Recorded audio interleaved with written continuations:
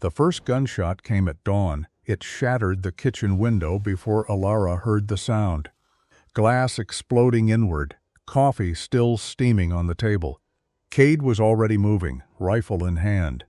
Boots pounding the floorboards like a drumbeat before war. Outside, 20 horses.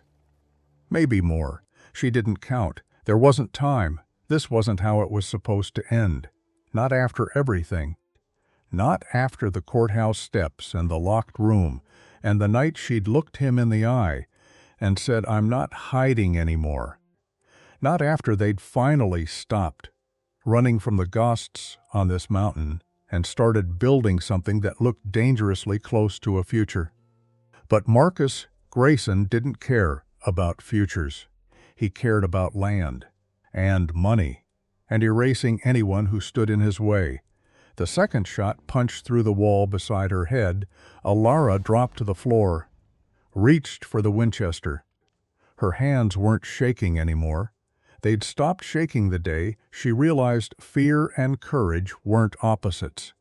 They were partners, and right now she needed both, because this was Black Ridge Summit, and nobody took it without a fight. The courthouse steps were slick with April rain when Alara Hayes arrived 19 years old, wearing her mother's dress. The gray one with buttons down the back that hadn't lined up right since she was 14. Her father walked beside her, but he wasn't really there. Thomas Hayes had stopped being present 3 weeks ago, right around the time the bank took the farm. Right around the time Marcus Grayson smiled that smile and said there was one way out. One way. "You don't have to do this," her father said. For the fourth time that morning, Alara didn't answer. They both knew it was a lie. The wagon rattled to a stop. Judge Carver stood on the steps, rain dripping off his hat brim. He looked at Alara the way you'd look at a lamb being led to slaughter. "Sad, but not sad enough to actually do anything about it, Miss Hayes," he said. "You're certain about this?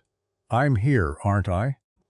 Behind her the town had gathered, not because they were happy for her, not because they wished her well. They came to watch, to see the girl whose father gambled away the family farm get handed over to the meanest son of a bitch in 3 counties. Cade Thornton. Even his name sounded like something that would draw blood. Alara had seen him exactly twice in her life, once at the general store when she was 14.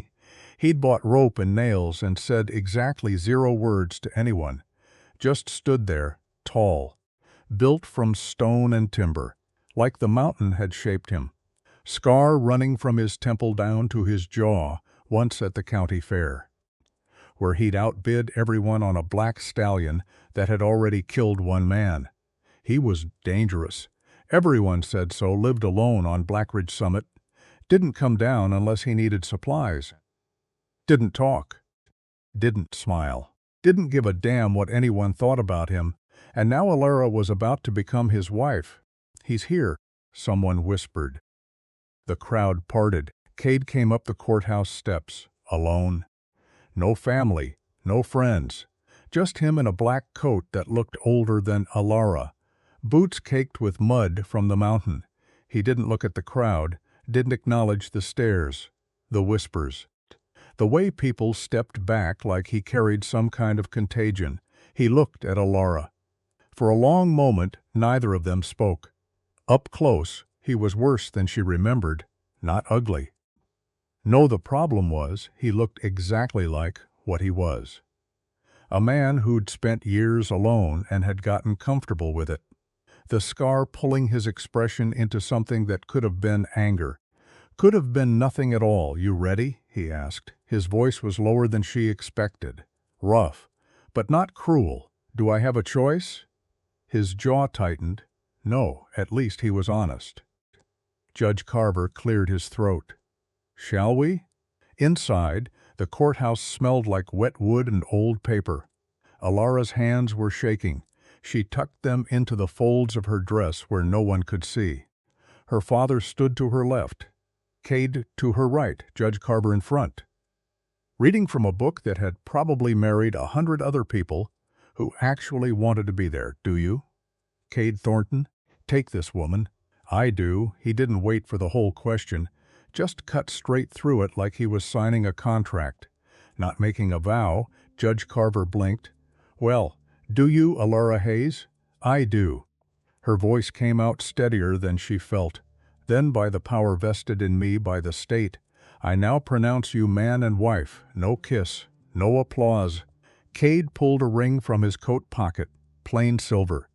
Nothing fancy. Slid it onto her finger without ceremony. It was too big. Alara closed her hand into a fist so it wouldn't fall off. That's it, Judge Carver said quietly. You're married. Alara felt like she'd just signed her own death warrant. Outside, the rain had picked up. Cade walked to a wagon that looked like it had survived at least 2 wars, held out a hand to help her up. Alara ignored it, climbed up herself. If she was going to die on Black Ridge Summit, she'd at least do it on her own terms. Her father stood on the courthouse steps. Looking smaller than she'd ever seen him, Alara, she didn't look at him, couldn't. Just don't. Cade snapped the reins. The wagon lurched forward. The ride up the mountain took 2 hours. Neither of them spoke. Alara watched the town disappear behind them, replaced by trees that grew taller and closer together the higher they climbed. The road, if you could call it that, was more mud than anything else. Twice the wagon nearly slid off the edge into nothing. Cade didn't seem bothered. He drove like a man who'd made this trip 1,000 times and expected to make it 1,000 more. Finally, Alara broke the silence. How far up do you live? Far enough. That's not an answer. He glanced at her. You'll see. Another 20 minutes passed. The trees opened up into a clearing, and Alara saw it. Black Ridge Summit. The house was big, bigger than it had any right to be for one man. 2 stories, dark wood, a porch that wrapped around the front, chimney leaking smoke into the gray sky. Behind it, the mountain rose up like a wall. Pine trees so thick you couldn't see where one ended, and the next began to the left. She could just make out the mouth of a mine. Timber supports holding back the earth. Cade stopped the wagon in front of the house, climbed down. This time Alara took his hand. His grip was solid, calloused. He let go the second her feet touched the ground. This is it, he said. Alara looked up at the house. It's big. Built it myself. Why? He didn't answer. Just grabbed her single bag from the back of the wagon and headed for the door. Inside, the house was warm. A fire crackled in the stone fireplace. The smell of wood smoke and coffee filled the air. The furniture was simple, handmade from the looks of it, but sturdy. A table, chairs, a couch that had seen better days. Everything was clean, though. No dust, no clutter. Cade set her bag down by the stairs. Your room's upstairs. Second door, on the left. Alara blinked. My room? You got a problem with that? I just thought. She stopped. Never mind. Thought what? What? Nothing. Say it. Alara met his eyes. I thought you'd expect me to share yours. Cade stared at her. Then he turned, walked to the fire, added another log even though it didn't need it. I didn't marry you for that, he said without looking at her. You're safe here. I give you my word, as long as you're under this roof, no one touches you. Including me. That's not negotiable. Alara's breath caught. Then why did you marry me? Because your father owed Marcus Grayson $8,000. And Grayson said he'd forgive the debt if I took you off his hands. Cade turned around.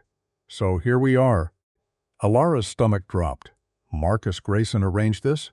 You didn't know? She shook her head. Cade's jaw tightened. Figures. Why would he? I don't know. He cut her off, and I don't care. You needed somewhere to go. I needed... He stopped. Doesn't matter. Point is, you've got a roof over your head and food to eat. That's more than you had this morning. He wasn't wrong. Alara picked up her bag. Which room? Second door on the left. She climbed the stairs without another word. The room was small but clean. A bed, a dresser, a window that looked out over the trees. Alara set her bag down, sat on the edge of the mattress, stared at the ring on her finger. Mrs. Cade Thornton. She didn't feel like a wife. She felt like a prisoner. Downstairs she heard Cade moving around. The clink of dishes, the scrape of a chair, normal sounds from a man who was anything but. Alara lay back on the bed, closed her eyes. She'd survived the wedding. Now she just had to survive everything else. The first week passed in a strange, silent routine. Cade left before dawn every morning, headed to the mine or the timber line or wherever it was he disappeared to. He'd come back at dusk, covered in dirt or sawdust. Wash up at the pump outside before coming in for dinner. Alara cooked, not because he asked, but because there wasn't much else to do, and they'd eat in silence at the table. He never touched her, never even came close. At night, she'd hear him moving around downstairs, stoking the fire, repairing something that didn't need repairing. Sometimes he'd sit on the porch for hours, just staring out at the dark. Alara didn't know what to make of him. On the 8th day, she found the locked room. It was at the end of the hall, past her room, past what she assumed was his. The door was solid wood, older than the rest of the house, with a heavy iron lock that looked like it hadn't been opened in years. Alara tried the handle locked. Don't. She spun around. Cade stood at the top of the stairs, still in his work clothes, watching her. I wasn't. Yes, you were. He walked past her to his own room. That door stays locked. Why? Because I said so. That's not a reason. Cade stopped, turned. You want a reason? Fine. What's in that room is none of your business. You've got the whole rest of the house. That's more than most people get. So leave it alone. He disappeared into his room, shut the door. Alara stood in the hallway, staring at the locked door. Whatever was in there, Cade didn't want her to see it, which meant she absolutely had to know what it was. 2 days later, Alara found the letters. She wasn't snooping. Not really. She'd been looking for firewood in the shed behind the house when she knocked over a crate. A stack of papers spilled out onto the floor. At first, she thought they were just old receipts, bills of sale for timber or mining equipment. But then she saw her father's name, Thomas Hayes. Alara's hand shook as she picked up the first letter. It was from the bank, dated 6 months ago. Dear Mr. Hayes, this is to inform you that your outstanding loan of $8,000 is now in default.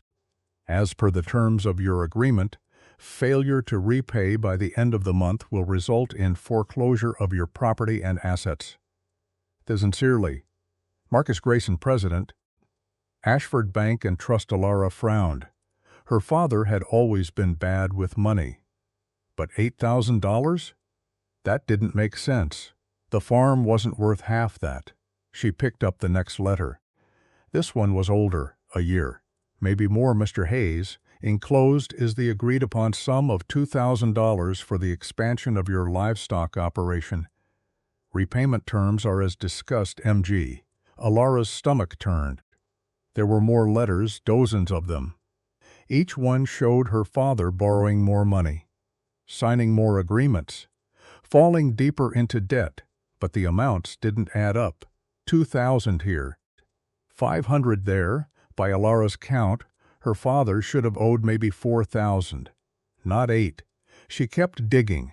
At the bottom of the crate, she found a ledger, Marcus Grayson's ledger. Alara opened it.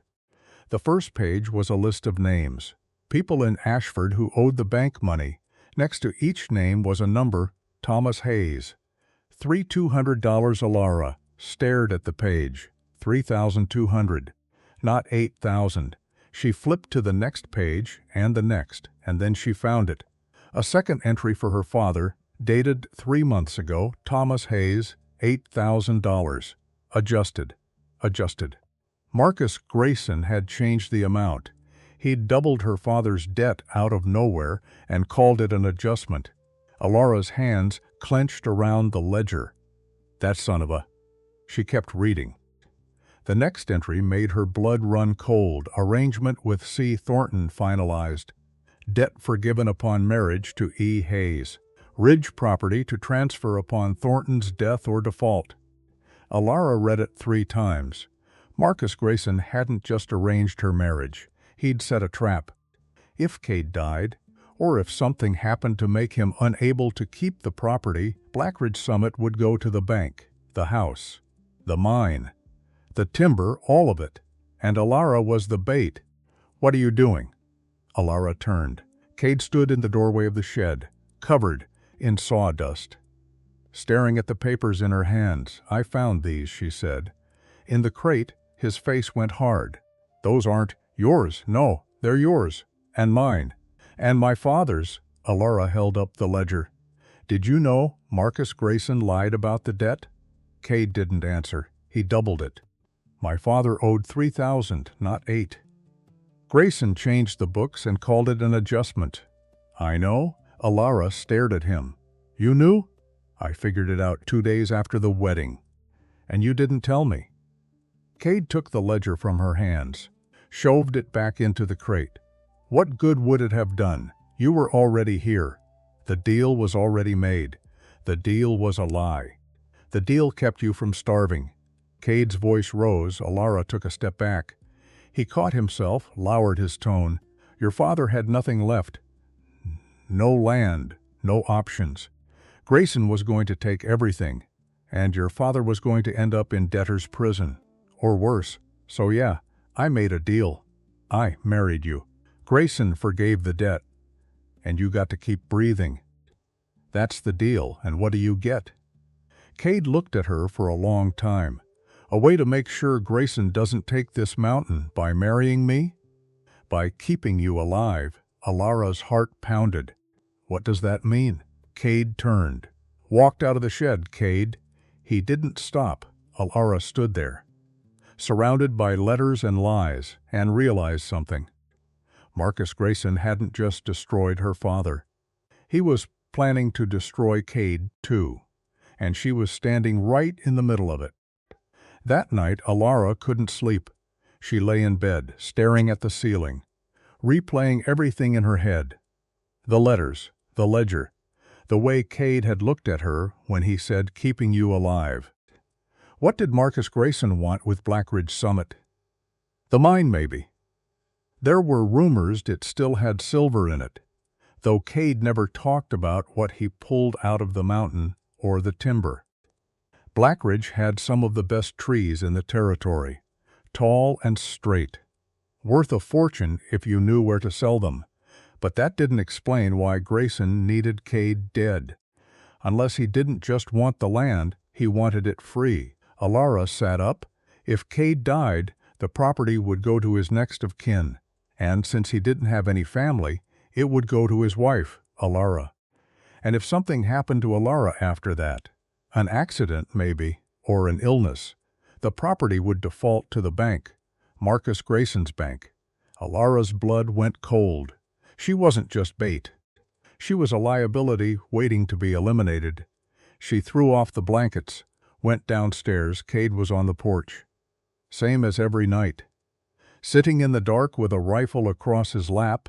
"Can't sleep?" he asked without looking at her. "You need to tell me what's going on." "I did." "No." Alara sat down on the steps. "You told me Grayson wants this mountain. You didn't tell me why, or what he's planning to do to get it." Cade was quiet for a long time. Then he set the rifle down, leaned back in his chair. 3 years ago, he said, a man from the railroad came up here. Said they were planning to run a line through the mountains, and they needed land. A lot of it. Blackridge Summit was right in the middle of their route. "Did you sell?" "Hell no. I told them to go around, and they didn't like that. They offered me 10 times what this place is worth. I still said no." Cade shook his head. A month later, the railroad pulled out.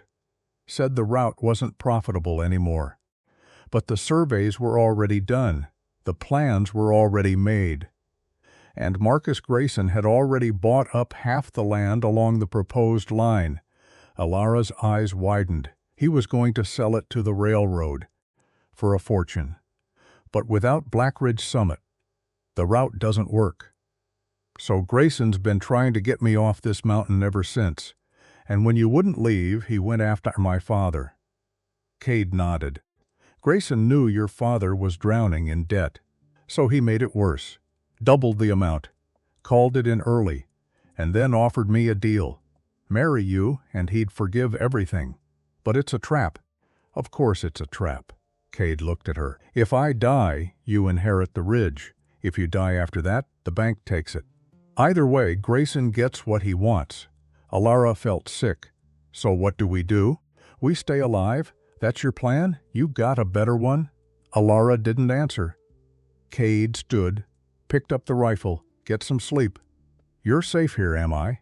He stopped at the door. "As long as I'm breathing?"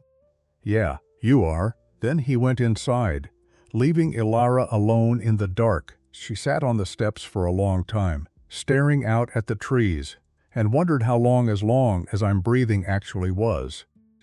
The next morning, Alara made a decision. If Marcus Grayson wanted her dead, then she needed to know everything, every lie, every scheme, every piece of leverage she could find. And the only place she'd find answers was in that locked room. She waited until Cade left for the mine, then she went upstairs, pulled a hairpin from her dresser, knelt in front of the lock. It took her 20 minutes, but eventually the lock clicked. Alara pushed the door open. The room was smaller than she expected, dark, dusty, and full of things that didn't make sense. There was a crib in the corner, a rocking chair by the window, a shelf lined with tiny shoes and folded blankets. Alara's breath caught. On the dresser, there was a photograph. She picked it up.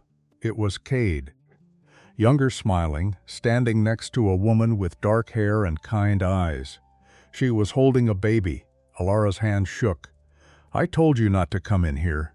She spun around. Cade stood in the doorway, his face unreadable. "I'm sorry," Alara said quickly. "I didn't mean." "Get out, Cade, get out." Alara set the photograph down, walked past him into the hall. Behind her, she heard the door slam shut. She stood there, heart pounding, and realized she'd just crossed a line she couldn't uncross downstairs. The front door opened and closed. Cade was gone. Alara sank to the floor, put her head in her hands. She'd found the locked room, and now she understood why it was locked. Cade didn't come back that night. Alara sat at the kitchen table until the fire burned down to embers, listening to the wind howl through the pines. She'd made coffee twice, let it go cold both times. Every creak of the house made her jump, thinking it was him, but the door never opened. By morning, she'd given up on sleep entirely. She fed the fire, made breakfast she didn't eat, and tried not to think about the photograph.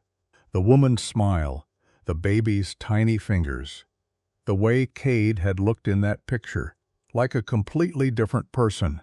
Around noon, she heard hoofbeats outside. Alara rushed to the window, but it wasn't Cade. It was an old man on a gray mare. Moving slow up the path, he wore a battered hat and a coat that had seen better decades. And when he dismounted, he did it like his knees hurt. Alara opened the door before he could knock. "Help you?" The man pulled off his hat. His face was weathered, lined deep from sun and years, but his eyes were sharp. "Name's Ezra Blackwell. I work for Cade. He around? Know you his wife?" Alara hesitated. "Yes." Ezra studied her for a moment, then nodded, figured as much. "Town's been talking about nothing else for 2 weeks. He glanced past her into the house. "Mind if I come in?" "Got something needs saying." Alara stepped aside. Ezra walked in like he'd been there before, heading straight for the kitchen table. Settling into a chair with a grunt, Alara stayed by the door. "Arms crossed, you going to sit?" Ezra asked. "I'm fine standing. Suit yourself." He pulled a pouch of tobacco from his pocket, started rolling a cigarette. "Cade tell you what I do here?" "He doesn't tell me much of anything." Ezra laughed, a rough sound that turned into a cough. Yeah, that sounds like him. I run the timber crew. Been working this mountain for near about 15 years. Knew Cade before he trailed off, lit the cigarette, well. Before, Alara moved to the table. Before what? Before he locked himself up here like a hermit. Ezra took a drag. He was different once. Had a wife. Little girl. Sarah and Emma. Their names were. Alara's chest tightened. What happened to them? Mine collapsed. 7 years ago this winter, Ezra stared at the cigarette like it might tell him something useful. Cade was down there when it happened. They got him out. But Sarah and the baby were visiting that day. Brought him lunch like they always did. They were near the entrance when the whole thing came down. They died. Sarah did, right there. Emma. Ezra shook his head. She held on for 3 days. Cade never left her side. When she finally went, something in him went with her. Alara sank into the chair across from him. I found the room. Figured you would eventually. Ezra tapped ash into his palm. Cade keeps it locked. But locks don't mean much to someone curious enough. He looked at her. You know why he won't leave this mountain? Alara shook her head. He built this place. Built it for them. Sarah and Emma. Every board. Every nail. This house was supposed to be their future. Ezra looked around the kitchen. After they died, Cade could have sold it, could have walked away and started over somewhere else. But he didn't. This mountain's all he's got left of them. Alara felt something crack open in her chest. So when Marcus Grayson arranged our marriage, Cade saw a way to protect the only thing he's got left. Even if it meant tying himself to a stranger, he's not a bad man, Alara. Ezra stubbed out the cigarette on the sole of his boot. He's just a broken one. That doesn't make me feel better about being used as bait. No. I don't imagine it does. Ezra stood, joints popping. But you should know something.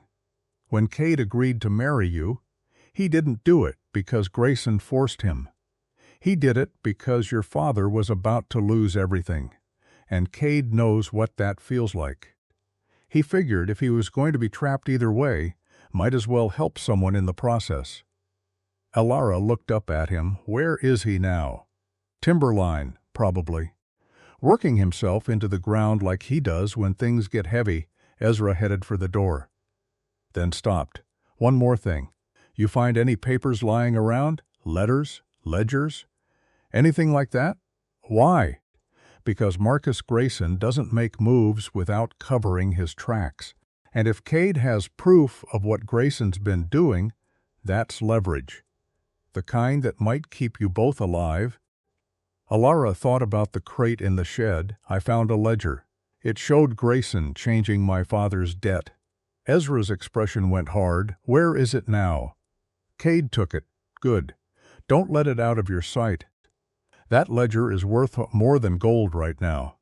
He put his hat back on. You seem like a smart girl, Alara. Smarter than most who end up in situations like this. So I'm going to give you some advice. Don't trust anyone from town. Not the judge, not the sheriff, and sure as hell not anyone who works for the bank. Grayson's got his fingers in everything. Then who do I trust? Ezra smiled. But it didn't reach his eyes. You trust Cade, and you trust me. That's about it. He left before Alara could ask anything else. She sat alone in the kitchen, Ezra's words rattling around in her head.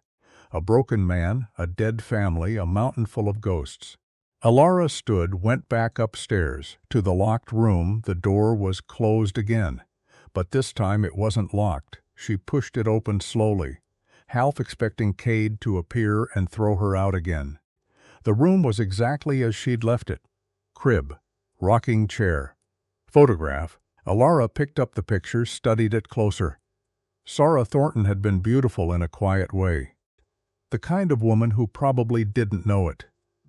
Emma looked like her, same dark hair, same eyes.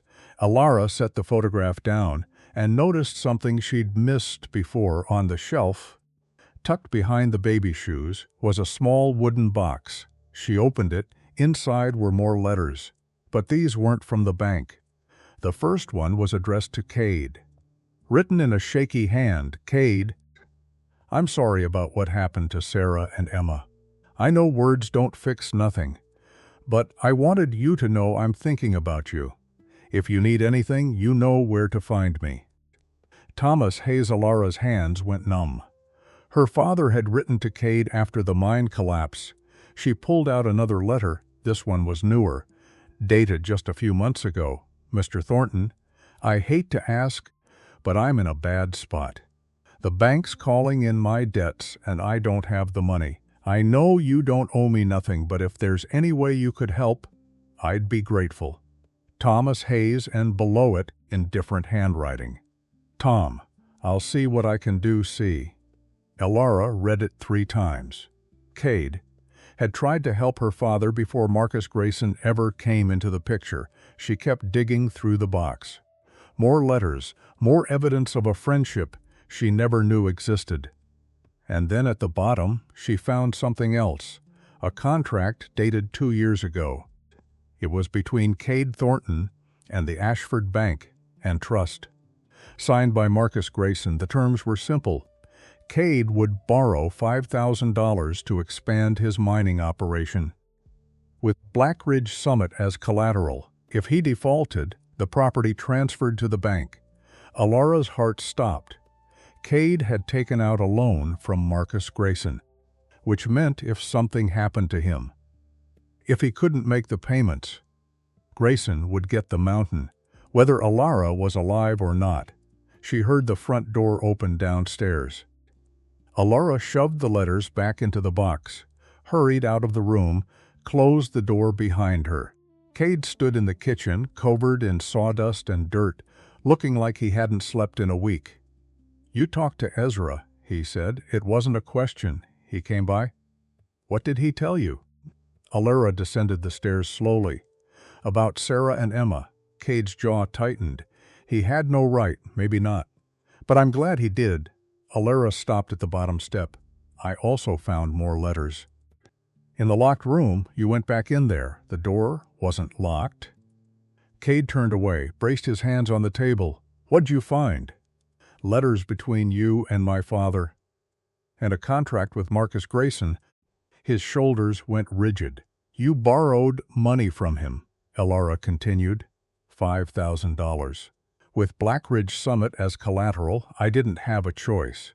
"You always have a choice." Cade spun around, and for the first time since she'd met him, she saw real anger in his eyes. "No, you don't. You think I wanted to crawl to Marcus Grayson and beg for money. You think I wanted to put this place on the line? I didn't. But the mine was tapped out, the timber wasn't selling, and I had 6 months to make enough money to keep the property taxes paid or lose everything. So yeah, I took his goddamn loan, and now he owns you. He owns all of us." Cade's voice dropped. "That's the point. Grayson sets the trap, and we all walk right into it." Alara crossed her arms. "When's the loan due?" "End of the year." "Can you pay it back?" Cade looked at her for a long moment. Then he laughed, bitter and sharp. "No." "So what happens when you can't?" "I lose the ridge. Grayson takes it, and you become a widow with nothing." Alara felt cold all over. "Unless something happens to me first, which is why you stay here, on this mountain, where I can see you. I'm not a prisoner, Cade. You will be if Grayson gets his hands on you." They stared at each other across the kitchen, the weight of Marcus Grayson's plan settling between them like a third person in the room. Finally, Alara spoke. "We can't just wait here to die. We survive." "That's not a plan." Cade grabbed his coat from the back of the chair, headed for the door. "It's the only one we've got." He left, slamming the door behind him. Alara stood in the empty kitchen, shaking with frustration, and made a decision. If Cade wouldn't fight back, she would. That night, Alara went through every piece of paper in the house, every scrap, every receipt, every letter stuffed in drawers that hadn't been opened in years. She found the ledger Cade had taken from the shed, copied down every altered entry, every forged signature, Every lie Marcus Grayson had told and written down like gospel. She found receipts from the bank. Letters between Grayson and other landowners along the proposed railroad route. Contractings with clauses buried so deep you'd need a lawyer to find them. By the time the sun came up, Alara had built a case. Marcus Grayson hadn't just gone after her father and he'd done this to at least 6 other families in Ashford. Changed debts, forged signatures, foreclosed on properties that should have been safe. It was a pattern, and patterns could be proven. Alara bundled the papers together, hid them under her mattress. Then she went downstairs, made breakfast. Cade came in an hour later, still not speaking to her. They ate in silence. Finally, Alara set down her fork. "I'm going into town." Cade looked up. "No, you're not. I need to see my father." "Your father's fine. You don't know that." Ezra checked on him last week. "He's still breathing." Cade pushed his plate away. "You're not going. You can't keep me here." "Watch me." Alara stood. "I'm not asking for permission." Cade rose too, blocking the door. "You go into town. Grayson's going to know. And the second he knows, he's going to make a move. Then let him. At least we'll see it coming. Or you'll end up dead." Alara met his eyes. "I'm already dead if I stay here doing nothing." They stood there, locked in a stalemate, until finally Cade stepped aside. "You've got 2 hours," he said. "After that, I'm coming to get you." Alara grabbed her coat, left before he could change his mind. The ride down the mountain felt longer in daylight. Alara took the wagon, driving it herself over the same muddy ruts Cade had navigated 2 weeks ago. By the time she reached Ashford, her hands were cramped. Her back ached, but she didn't care. She needed answers. The town looked the same as it had on her wedding day. Gray buildings, gray sky, people moving through the streets with their heads down, minding their own business. Alara drove straight to her father's house. It wasn't a house anymore. It was a shell. The windows were boarded up, the door hanging off its hinges. Weeds had already started growing through the porch. Alara's chest tightened. She climbed down from the wagon, ploughed through the broken door. Inside, everything was gone. Furniture, dishes, even the curtains. The place had been stripped clean. "He's not here." Alara spun around. A woman stood in the doorway, old and bent, squinting at her. "Mrs. Cartwright." "That's right." The old woman stepped inside, leaning heavily on a cane. "You're Tom Hayes's girl? Heard you married that Thornton fellow. Where's my father?" "Moved out a week after you left. Couldn't afford to stay, I imagine. Last I heard, he was renting a room above the tavern." Alara's stomach sank. "The tavern?" "Yep. The Silver Bell. You know it." Alara knew it. It was the kind of place her father had always said he'd never end up. She thanked Mrs. Cartwright, drove the wagon to the other end of town. The Silver Bell sat on the corner of Main and 3rd. A squat building with peeling paint and a sign that hadn't been updated in 20 years.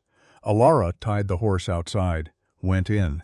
The tavern smelled like old beer and regret. A few men sat at the bar, drinking even though it wasn't even noon. Behind the counter, a heavy-set man with a scarred face watched her. "Help you?" "I'm looking for Thomas Hayes." The bartender jerked his thumb toward the stairs. "Room 3. But he's probably asleep." Alara climbed the narrow staircase, knocked on the 3rd door. No answer. She knocked again, harder. "Dad, it's me." The door opened a crack. Her father peered out. He looked terrible, thinner than she remembered. Unshaven, dark circles under his eyes. "Alara." He blinked like he wasn't sure she was real. "What are you doing here?" "Can I come in?" He hesitated, then stepped aside. The room was barely big enough for a bed and a chair. A bottle sat on the floor, half empty. Alara's heart sank. "Dad, I know." He sank onto the bed, rubbed his face. "I know what it looks like. It looks like you've given up. Maybe I have." He laughed, bitter. What's the point?" Everything's gone. The farm, the money. I'm right here. No, you're not. You're up on that mountain with a man you don't even know. And it's my fault. He looked at her, and Alara saw tears in his eyes. I ruined your life, Alara. Just like I ruined everything else. Alara sat down beside him. Marcus Grayson ruined your life. Not you, Grayson gave me the rope. I'm the one who hung myself with it. He lied about the debt. Changed the numbers. I saw the ledger. Her father went still. What ledger? Grayson's ledger. It showed your real debt. 3,000, not 8. How do you? Cade had it. Along with a bunch of other papers proving Grayson's been doing this to half the town. Alara grabbed her father's hand. We can prove it, Dad. We can show everyone what he's been doing. Thomas Hayes pulled his hand away. It won't matter. Yes, it will. No, it won't. Men like Marcus Grayson don't answer for what they do. They buy their way out. They pay off the right people. They win.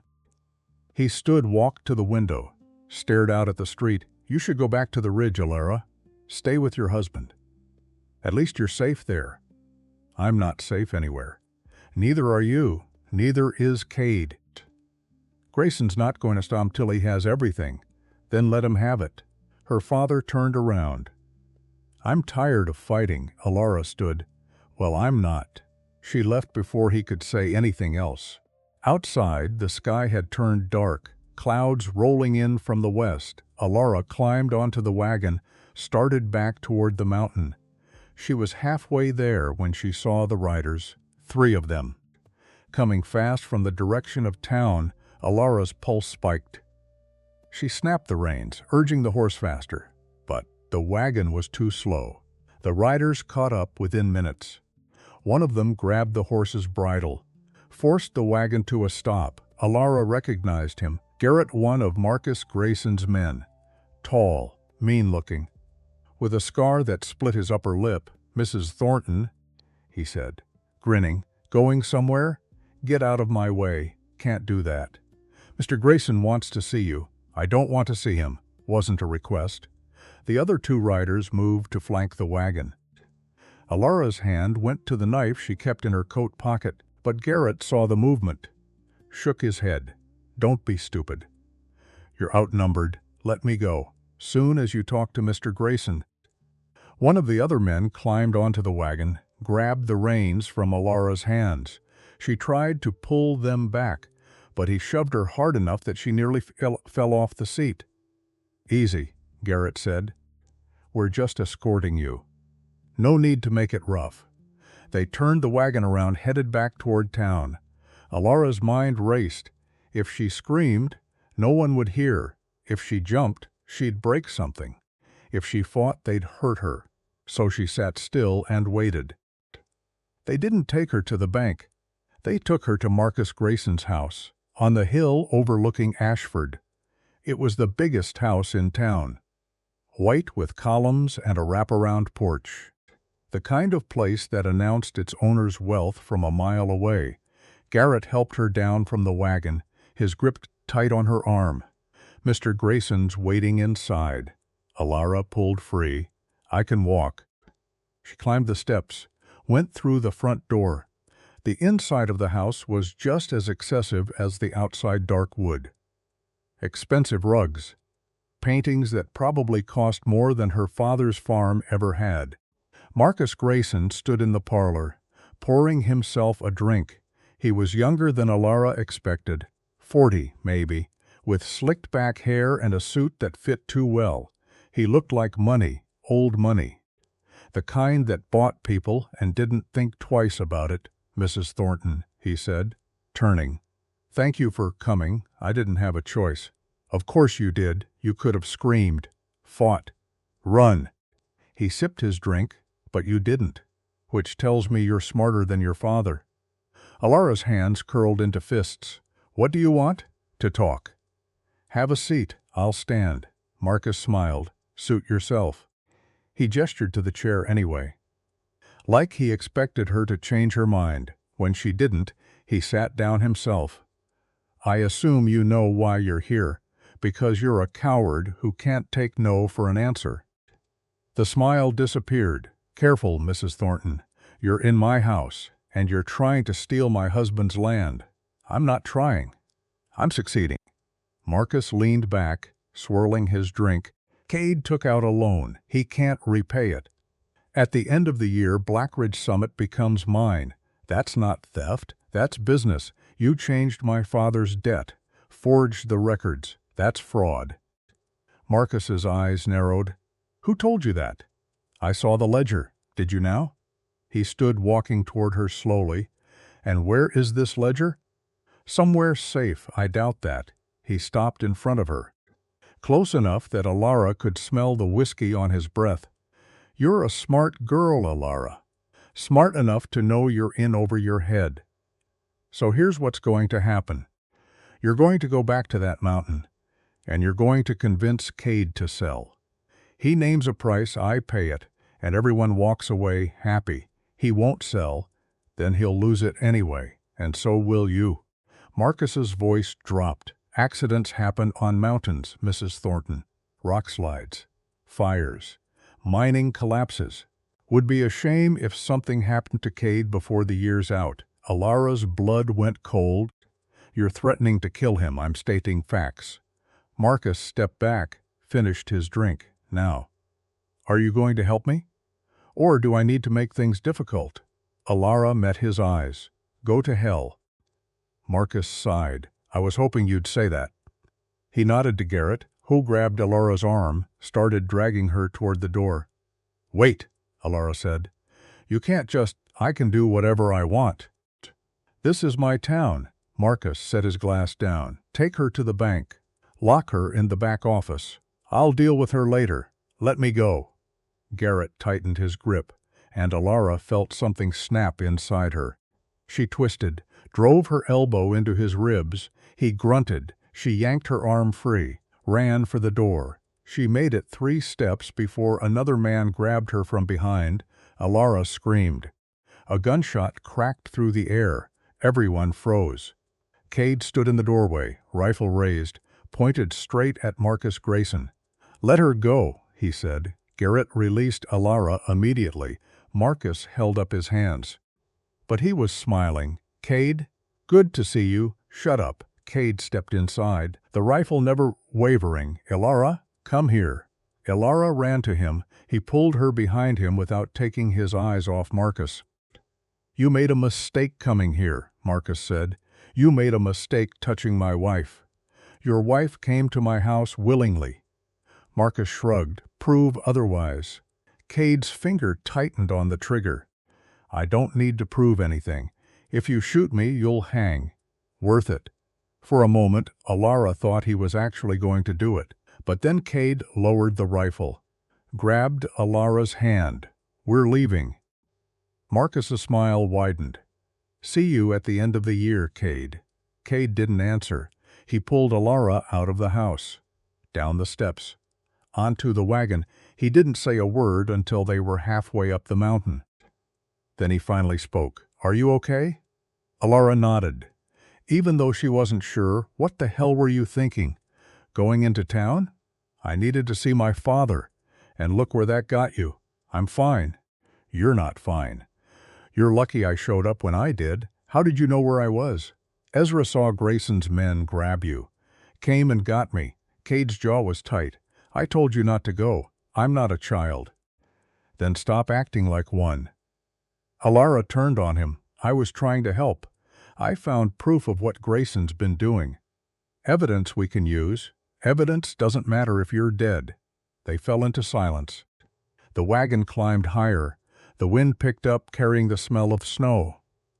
Finally, Alara spoke. He said he's going to kill you. I know. Before the loan comes due, so he can take the ridge without paying you. I know. Then what are we going to do? Cade didn't answer for a long time. When he finally did, his voice was quiet. We're going to survive, just like I said. But this time, Alara didn't believe him. The first snow came 3 days later. Alara woke to find the world outside her window buried under 6 inches of white, and more falling.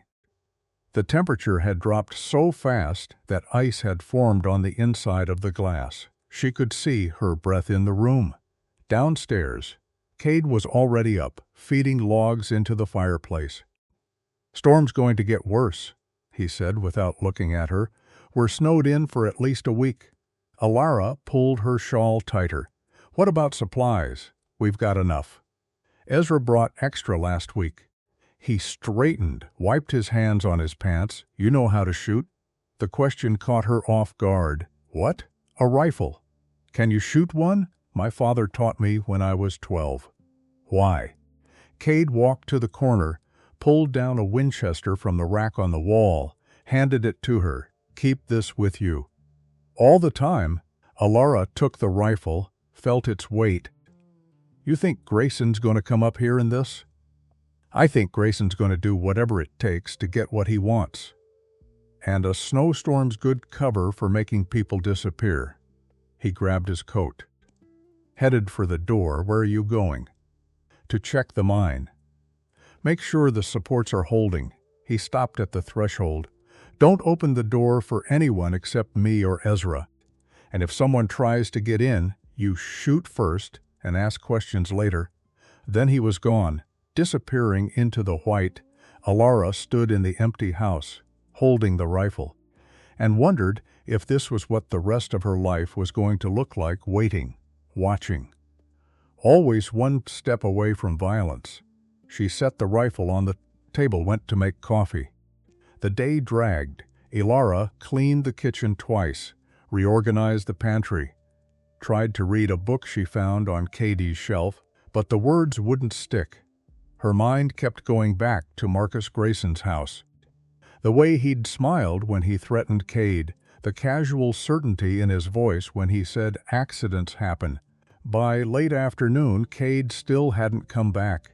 Alara paced the kitchen, glancing out the window every few minutes. The snow had stopped, but the world was silent in that heavy way that comes after a storm. No birds, no wind, just white and quiet. She was pouring her fourth cup of coffee when she heard it. Hoofbeats. Alara grabbed the rifle, moved to the window. Through the trees, she could make out a rider coming up the path, not Cade. The horse was too small, and the rider sat wrong in the saddle. Alara's heart hammered. She checked the rifle, made sure it was loaded, positioned herself behind the door. The hoofbeats stopped outside. A knock. "Mrs. Thornton." "It's Ezra." Alara exhaled, opened the door. Ezra stood on the porch, covered in snow, his face grim. "We got a problem." "What kind of problem?" "The kind that involves Marcus Grayson and about a dozen men headed this way." He stepped inside, stomped snow off his boots. "They left town an hour ago. I rode hard to beat them here." Alara's stomach dropped. "Why are they coming?" "Don't know. But they're armed. And they're not coming for tea." Ezra looked around. "Where's Cade?" "The mine." "Damn it." Ezra ran a hand through his hair. "All right. You need to go get him. Tell him what's happening. I'll stay here and slow them down if they show up before you get back. I'm not leaving you alone. I've been in worse spots." He pulled a pistol from his coat, set it on the table. "Go now." Alara grabbed her coat, ran. The path to the mine was treacherous.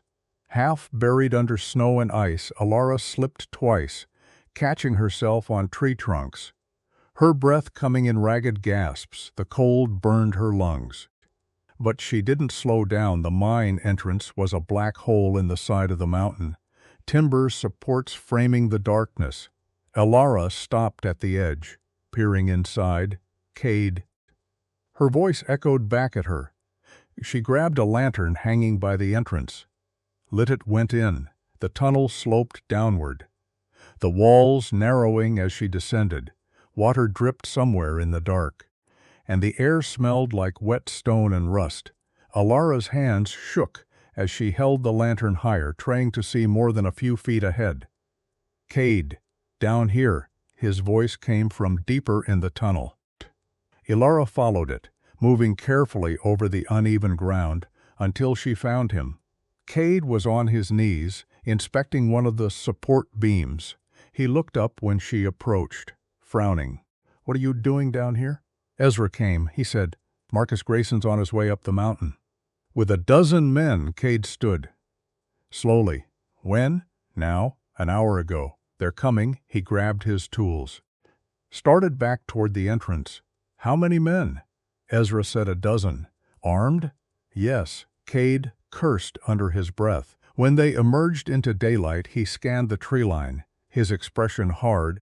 "We don't have much time." They ran back to the house. Ezra was on the porch, rifle in hand, watching the path. "They're close," he said. "I can hear them." Cade climbed the steps 2 at a time. "How close?" 10 minutes. "Maybe less." "All right." Cade turned to Alara. "Get inside." "Upstairs." "Don't come down no matter what happens. I'm not hiding while you—" "This isn't a discussion." His voice was steel. "You go upstairs. You lock the door. And you don't come out until I tell you it's safe." Alara wanted to argue, but the look in his eyes stopped her. She went inside, climbed the stairs, but she didn't lock the door. Instead, she cracked it open, just enough to see the hallway and hear what was happening below. Cade and Ezra were moving furniture, barricading the windows, loading rifles. Their voices were low, clipped, efficient. Men who'd done this before. "You got extra ammunition?" Ezra asked. "In the shed." "I'll get it." "No time." "They're here." Alara's breath caught. Through the window she could see them. Riders emerging from the trees, spreading out in a half circle around the house. Marcus Grayson sat in the middle, on a gray horse, looking like he owned the mountain already. Cade stepped onto the porch. Rifle in hand. "That's far enough." The riders stopped. Marcus dismounted, brushing snow off his coat. "Cade, we need to talk." "We've got nothing to talk about." "I disagree." Marcus walked forward slowly. Hands visible, no weapon drawn. "I came to make you an offer. I'm not interested. You haven't heard it yet. Don't need to." Marcus stopped at the bottom of the porch steps. $10,000. Cash. For Black Ridge Summit. "You sign the deed over to me today and you walk away with enough money to start over anywhere you want?" "No, Cade." "Be reasonable." I said no. Marcus's expression hardened. "Then you're making this harder than it needs to be. You're the one who rode up here with an army." "Insurance." Marcus glanced at the men behind him. "I'm a businessman, Cade. I don't like loose ends." "And you've become a very loose end." Cade raised the rifle, pointed it at Marcus's chest. "Get off my land, or what? You'll shoot me in front of a dozen witnesses?" Marcus smiled. "You're not that stupid. Try me." For a moment nobody moved.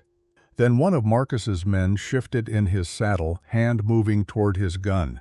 Ezra's rifle cracked. The man's hat flew off his head. He froze. "Next one's not a warning." Ezra called from the side of the house. Marcus's smile disappeared. "You're making a mistake, Cade. Wouldn't be the first time. Now get the hell out of here before I put a bullet in you just for the principle of it." Marcus stared at him for a long moment. Then he turned, walked back to his horse. But he didn't leave.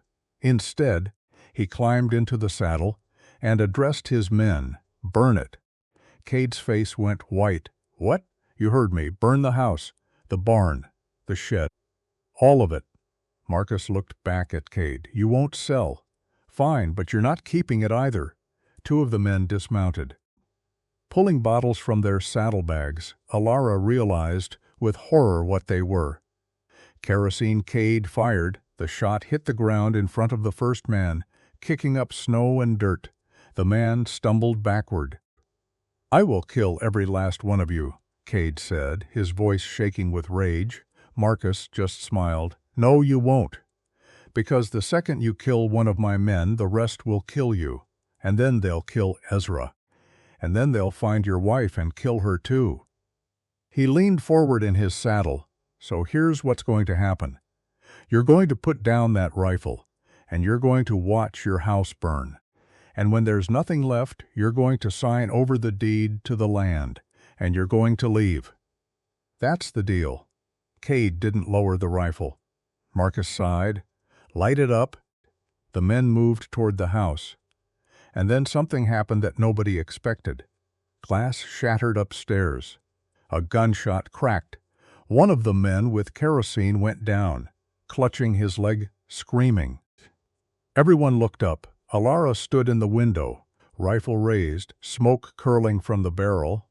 "The next one goes through your head," she called down to Marcus. Marcus's face twisted.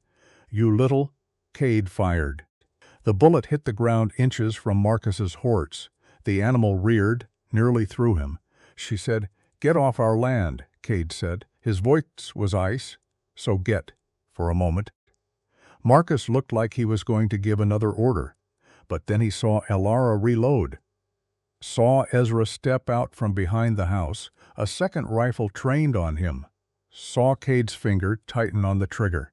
And he must have realized he was outnumbered, not in numbers, but in will. "This isn't over," Marcus said. "Yeah, it is." Cade stepped forward. "You come back up this mountain, I won't shoot to warn. I'll shoot to kill. And I won't lose a minute's sleep over it." Marcus yanked his horse around. "Let's go." His men hesitated. Now they grabbed their wounded man, threw him over a saddle, and rode. Within minutes, they were gone, disappearing back down the mountain the way they'd come.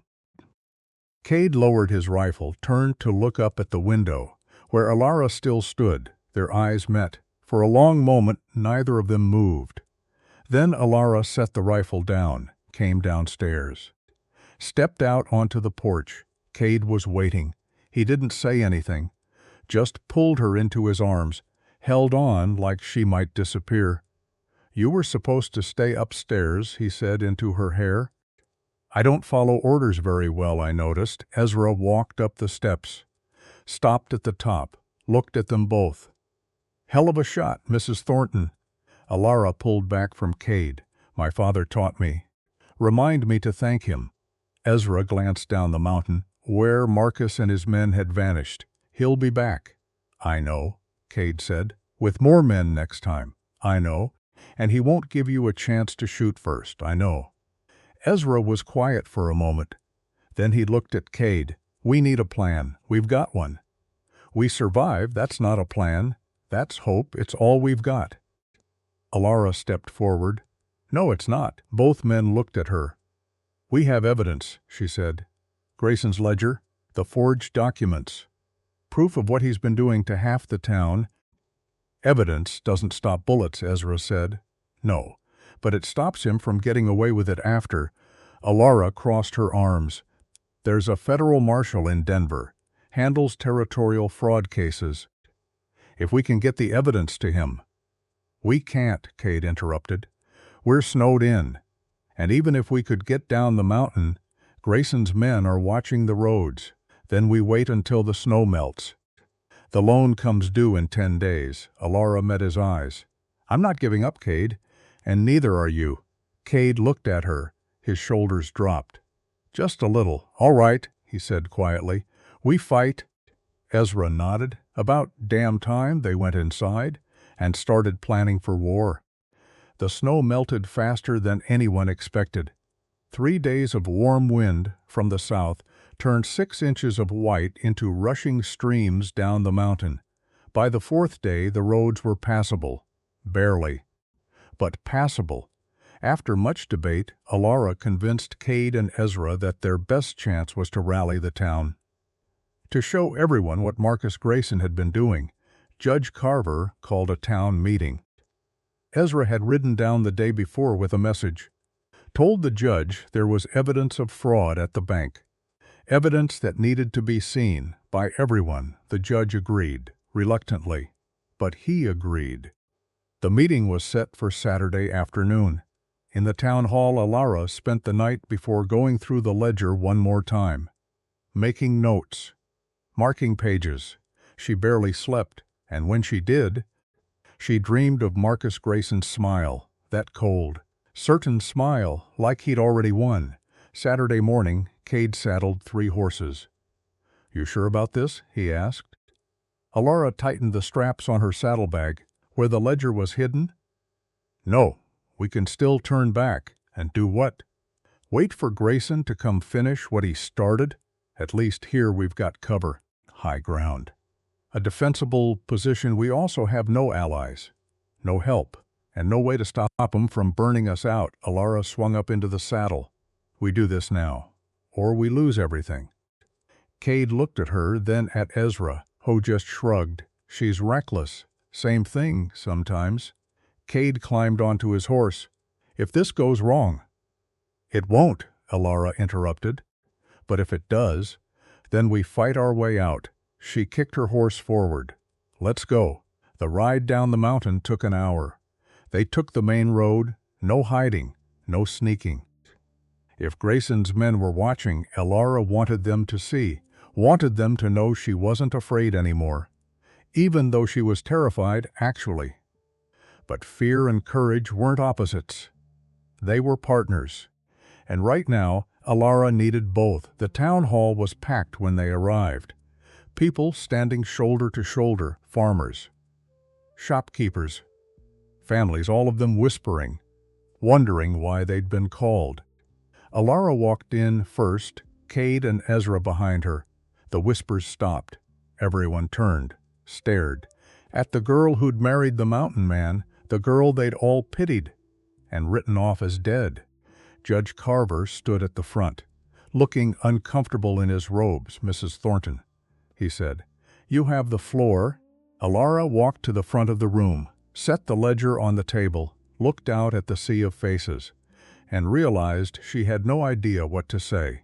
No speech prepared, no clever words, just the truth. So she started there. My name is Alara Thornton. Most of you know me as Alara Hayes, Thomas Hayes's daughter. The girl whose father lost his farm.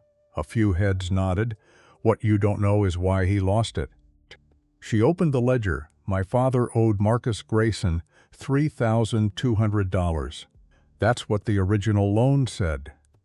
That's what he signed for. Alara turned the ledger around so they could see, but 3 months ago, Grayson changed it, doubled the debt to $8,000, called it an adjustment, and when my father couldn't pay, Grayson took the farm. Murmurs rippled through the crowd. That's a lie. Someone called from the back. Alara looked up. Lawrence Finch stood in the doorway, one of Grayson's men. Mr. Grayson is a respected businessman, Finch continued. He wouldn't. He did. Alara held up the ledger. It's right here. In his own handwriting. That could be forged. It's not. She flipped through the pages, and it's not just my father, George Miller, Sarah Peterson, the widow Henshaw. 8 families in this town, all with debts that were changed, increased, forged. She looked out at the crowd. How many of you owe money to the bank? Slowly, hands went up. 1, 2, 5, 10. More than half the room. How many of you have seen your debt increase without explanation? The hands stayed up. That's what I thought. Alara closed the ledger. Marcus Grayson has been stealing from this town for years. Lying to you, cheating you, and you've let him. Because it was easier than fighting back. What are we supposed to do? Someone asked. He owns the bank. He owns half the town council. We take this to the federal marshal in Denver, and who's going to listen to us? They'll listen to evidence. Alara tapped the ledger. This is proof. Legal. Documented. Undeniable. If we all stand together, if we all testify. Grayson can't buy his way out. He can't threaten his way out. He goes to prison. Finch laughed. You really think it's that simple? No. I think it's that hard. Which is why we've been too afraid to try. Alara looked at him. But I'm not afraid anymore. You should be. Finch stepped forward. Mr. Grayson is a powerful man. He has friends in high places, and he doesn't take kindly to being accused of. I don't care what he takes kindly to. Alara's voice cut through the room. He destroyed my family. He tried to destroy my husband, and he's been destroying this town for years. I'm done being quiet about it. She turned back to the crowd. The question is, are you? Silence. For a long moment, nobody moved. Then George Miller stood up, the farmer who'd lost his land 2 years ago. I'll testify. Another voice from the back, "So will I, me too." One by one, people stood, until more than half the room was on their feet. Finch's face went red. "You're making a mistake." "The only mistake," Ezra said from the side of the room, "is thinking we're going to stay scared forever." He walked forward, stood next to Alara. "I'm Ezra Blackwell. Some of you know me, some don't, but what you should know is this. I spent 15 years as a territorial investigator before I retired, and I've been watching Marcus Grayson for the last 2. He gestured to the ledger. "Everything Mrs. Thornton just said is true, and Grayson's willing to kill to keep his schemes hidden." Gasps. "That's slander," Finch said. "It's truth." Cade stepped forward now. "Grayson came to my mountain 3 days ago with a dozen armed men, told me to sell or he'd burn me out. When I refused, he ordered his men to light the place on fire." More gasps. "The only reason my house is still standing is because my wife shot one of his men before they could." Cade looked at Alara. "She's braver than anyone in this room. And she's right. If we don't stop Grayson now, he'll keep taking, keep stealing until there's nothing left." He turned to the crowd. "So yeah, I'll testify too." Judge Carver banged his gavel. "Order, please." He looked at Finch. "Mr. Finch, I think it's time you left. Mr. Grayson will hear about this. I'm sure he will." Finch glared at Alara, then turned and stormed out. The door slammed behind him. Judge Carver cleared his throat. "Well, this is highly irregular, but given the evidence presented, I believe a formal investigation is warranted. I'll contact the federal marshal's office in Denver."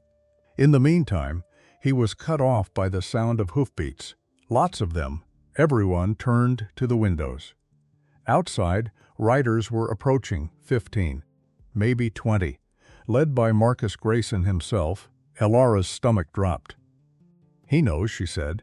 Cade moved to the window. "He knows." The riders stopped in front of the town hall. Marcus mounted, walked up the steps, opened the door, stepped inside. He was smiling, that same cold smile. "Well," he said, "isn't this cozy?" He looked around the room. "I heard there was a town meeting. Thought I'd stop by, see what all the fuss was about." Nobody answered. Marcus's eyes landed on the ledger, still sitting on the table. His smile widened. "Is that mine?" "It was," Alara said. "Now it's evidence." "Evidence of what?" "Fraud, forgery, theft." "Those are serious accusations, Mrs. Thornton. They're true." "According to who? A ledger anyone could have altered?" He walked forward. "You've been spending too much time on that mountain. I think the isolation is affecting your judgment. My judgment is fine." "Is it?" Marcus stopped in front of her. "Because from where I'm standing, it looks like you've committed theft. That ledger is property of the Ashford Bank and Trust, and you took it without permission. I found it in my private office, which you broke into." He turned to Judge Carver. "I want her arrested." The judge hesitated. "Mr. Grayson, she's a thief." "Arrest her. The ledger contains evidence of criminal activity," Ezra said. "Alleged criminal activity." Marcus turned to face him. "And who are you?" "Ezra Blackwell, former territorial investigator." Former being the key word. Marcus smiled.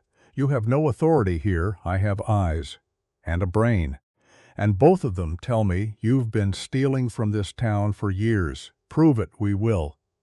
"In federal court, will you?" Marcus gestured to his men outside. "Because I don't think you're going to make it to federal court." Cade stepped forward. "That a threat?" "It's a fact." Marcus looked at him. "You've been a thorn in my side for 3 years, Thornton. I gave you chances, multiple chances, to do this the easy way, and you refused. Every single time. Because you're a liar and a thief. I'm a businessman. You're a criminal." Marcus's expression hardened. "And you're a dead man." He nodded to his men. They started moving toward the door. Cade raised his rifle. "Don't," Marcus laughed. "What are you going to do? Shoot me in front of 100 witnesses?" "If I have to, you won't." Marcus turned to the crowd. All of you out. Now, nobody moved. I said out. Still nothing. And then something happened that Marcus clearly hadn't expected. George Miller stood up. No. Marcus blinked. What? I said no. We're not leaving. Another voice. Neither am I. Me neither. One by one, the people in the room stood between Marcus and the door. Blocking his way, Marcus's face went red. You're all making a very big mistake. The only mistake, George said, is thinking we're going to keep letting you walk all over us. He stepped forward. You took my farm, Grayson, lied about my debt, threw my family out onto the street, and I've been too scared to do anything about it. But not anymore. Me too, someone else said. And me. The voices multiplied until the whole room was talking, shouting, demanding justice. Marcus looked around. And for the first time since Alara had met him, he looked uncertain. This isn't over, he said, but his voice had lost its edge. Yeah, Cade said. It is. Marcus turned, walked to the door. His men parted to let him through. He stopped on the threshold, looked back at Alara. You just signed your death warrant. No. I signed yours. Marcus left. His men followed. Within minutes, the sound of hoofbeats faded, and the town hall erupted in noise, people talking, arguing, planning. Judge Carver banged his gavel. Order! We need order! It took 10 minutes to calm everyone down. When the room finally quieted, the judge looked at Alara. Mrs. Thornton. I'm going to send a telegram to the federal marshal's office immediately, and I'm going to ask for an emergency investigation. How long will that take? A week. Maybe 2. The loan comes due in 10 days. I understand. But this is the process. Alara nodded. Then, we'll wait. The judge hesitated. You should know. Grayson's not going to wait with you. I know. He's going to come for you. Soon, I know. Alara looked at Cade, who met her eyes and nodded. Then we'll be ready, she said. They rode back to the mountain in silence. The sun was setting by the time they reached the summit, painting the sky in shades of orange and red. Alara dismounted, stood in front of the house, looked at it. Really looked at it for the first time since she'd arrived. It wasn't just wood and stone, it was home. Cade came up beside her. You did good today? We did good, no. That was you. Standing up in front of everyone, telling the truth even though you were scared. I was terrified. I know. He took her hand, but you did it anyway. Alara looked at him. What happens now? Now we wait. And if Grayson comes, then we fight. And if we lose? Cade was quiet for a moment. Then he turned to face her. Fully. I need to tell you something. What? The reason I agreed to marry you. It wasn't just to help your father. Alara's heart skipped. Then why? Because I was tired of being alone. His voice was rough. For 7 years, I've been locked up on this mountain. Convinced I didn't deserve anything good. Convinced I was being punished for what happened to Sarah and Emma. He reached up, touched her face, and then you showed up. Angry and scared and so damn brave. And you made me feel something I thought was dead. What? Hope. Alara's eyes burned. Cade, I'm not good at this. Talking. Feeling. Any of it. But I need you to know. Whatever happens tomorrow, or the next day, or the day after that. I don't regret this. Any of it. He pulled her close. I choose you, Alara. Not because of a debt. Not because Grayson forced us, but because I want to. Alara looked up at him, at the scar on his face, the pain in his eyes, the quiet strength that had kept her alive. I choose you too, she whispered. And then she kissed him. It wasn't their first kiss. But it was the first one that mattered, the first one that was real. When they finally pulled apart, Cade rested his forehead against hers. We're going to survive this, he said. Promise? Promise. They went inside, and for the first time since Alara had arrived on Black Ridge Summit. The house felt warm, not because of the fire, because of something else, something that felt dangerously close to love. 3 days later, Marcus Grayson made his move. It was just before dawn when Ezra came pounding on the door. "They're coming." Cade was up in seconds. Rifle in hand. "How many?" 20. "Maybe more." "How far?" 20 minutes. "I rode hard to warn you." Cade turned to Alara. "Get upstairs. Lock yourself in the room with the—" "No, Alara. We do this together, remember?" She grabbed her rifle. Checked the ammunition. "I'm not hiding anymore." Cade looked at her, then nodded. "All right, Ezra, take the east window. I'll take the west. Alara, you're upstairs, covering the front approach." "Got it."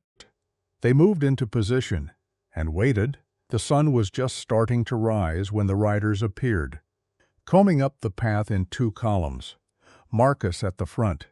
He didn't bother with threats this time.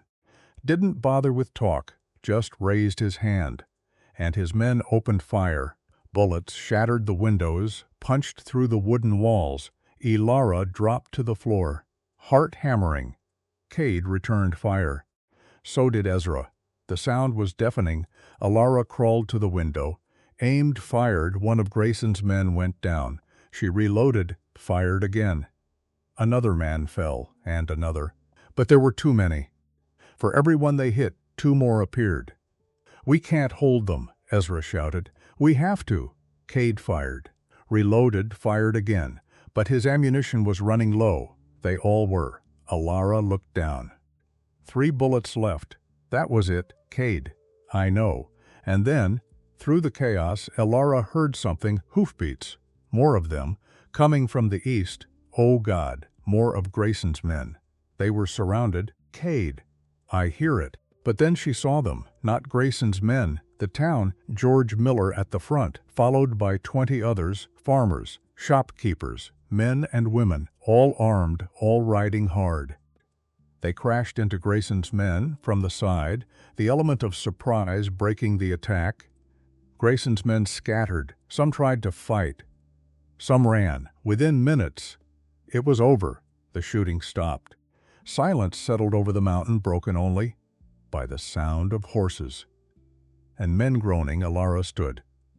Looked out the window. Marcus Grayson was on the ground, his horse gone, blood on his shirt.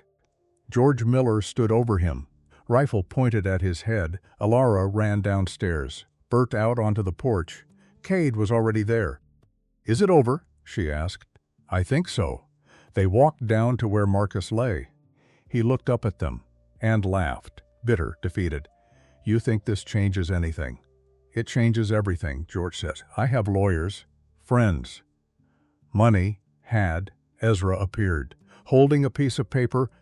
"Federal marshals coming tomorrow with an arrest warrant for fraud, forgery, attempted murder." He looked at Marcus. "You're done." Marcus's face twisted. He reached for something in his coat, a gun. Cade fired, self-defense. The bullet hit Marcus's shoulder, spun him back. Not fatal. Just enough to disarm him. Marcus dropped to the ground, clutching the wound. Screaming, "Someone get him a doctor." Cade said. He turned away. Walked back to Alara, pulled her close. "It's over," he said. "Is it?" "Yeah, it is." The federal marshal arrived the next day, took Marcus Grayson into custody, along with Lawrence Finch and 3 others. The trial was held in Denver 2 weeks later. Alara and Cade testified.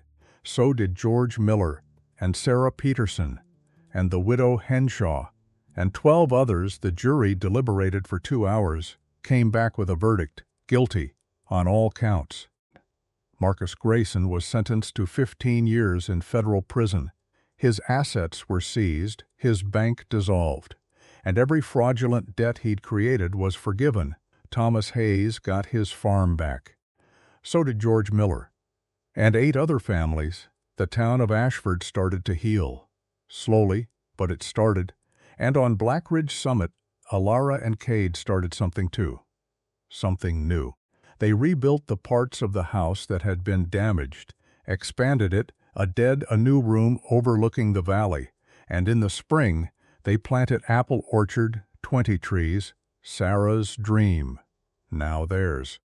6 months after the trial, they got married again. Not because they had to, because they wanted to. Ezra officiated. Thomas Hayes gave Alara away. Sober, present, proud. And when the pastor asked if Alara took Cade to be her husband, she didn't hesitate. I do. And do you, Cade Thornton, take Alara to be your wife? Cade looked at her, smiled, that rare, precious smile. I do. They kissed. And the small gathering on the mountain erupted in cheers. That night, they sat on the porch, watching the stars come out. You know what I realized today? Alara asked. What? This was never about the mountain.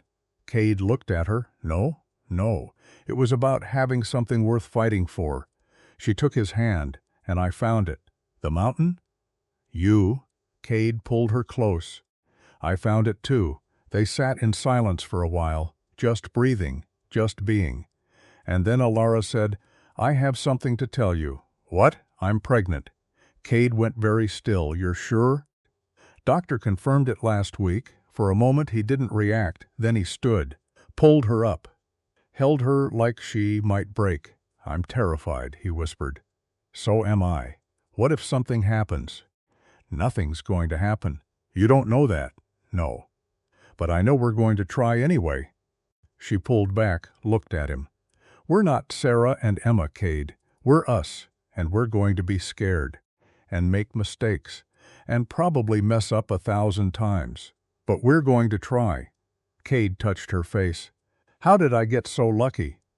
You married a girl who was too stubborn to stay scared, he laughed. Best decision I ever made. They stood there, holding each other. 7 months later, their daughter was born. They named her Hope. No explanation needed. The years passed quietly on Black Ridge Summit. The apple orchard grew. 20 trees, just like Sarah had dreamed. The timber business prospered. Thomas Hayes stayed sober, becoming the grandfather Hope adored. And Ezra remained on the mountain, teaching a little girl to track deer and name the stars. The town of Ashford healed slowly, but it healed. And every evening, when the work was done, Cade and Alara sat on the porch, watching the light fade over the mountain, not saying much, just being, because some stories don't end, they just become home.